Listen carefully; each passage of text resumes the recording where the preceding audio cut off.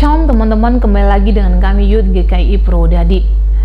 Kalau kita melihat perkembangan teknologi zaman sekarang, suka tidak suka, senang tidak senang, hal-hal buruk seringkali cepat sekali tersebar dan ini menjadi tontonan bagi setiap orang yang melihatnya.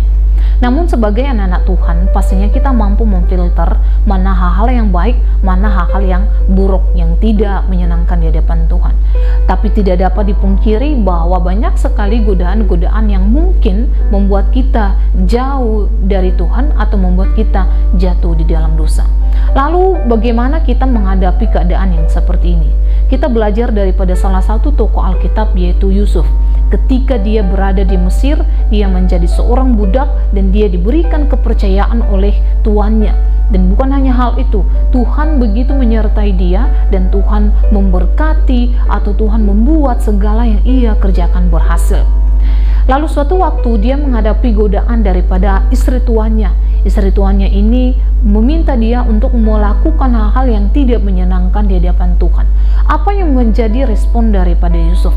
Apakah dia berpikir adalah ini sebuah kesempatan untuk berbuat dosa? Tentunya tidak. Dia begitu menolak dengan keras karena dia tahu bahwa ini sesuatu hal yang tidak baik dan tidak benar di hadapan Tuhan.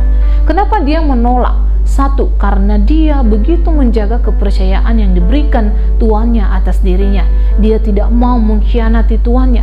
Yang kedua, dia mau menjaga kekudusan hidupnya. Dia tidak mau jatuh di dalam dosa. Dan yang ketiga, ini paling penting karena dia pribadi yang begitu takut dan taat kepada Tuhan. Lalu bagaimana dengan teman-teman? Ketika teman-teman diperhadapkan dengan kondisi yang seperti ini, apakah teman-teman berpikir bahwa ini adalah sebuah kesempatan untuk berbuat dosa?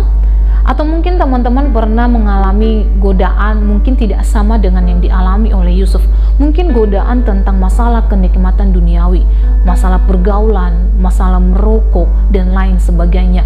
Mungkin masalah tentang kekuasaan yang ditawarkan, masalah kehormatan yang ditawarkan, atau mungkin keinginan kita sendiri. Tuhan Yesus pernah berkata, berdoa dan berjaga-jagalah supaya engkau tidak jatuh di dalam pencobaan. Roh memang penurut tapi daging itu lemah. Teman-teman harus berjaga dan berdoa. Kita harus memperbaiki hubungan kita dengan Tuhan supaya kita tidak jatuh di dalam pencobaan. Karena iblis itu selalu mencari celah supaya kita bisa jatuh di dalam dosa. Lalu bagaimana kita bisa berdoa, berjaga-jaga? Apa yang harus kita persiapkan?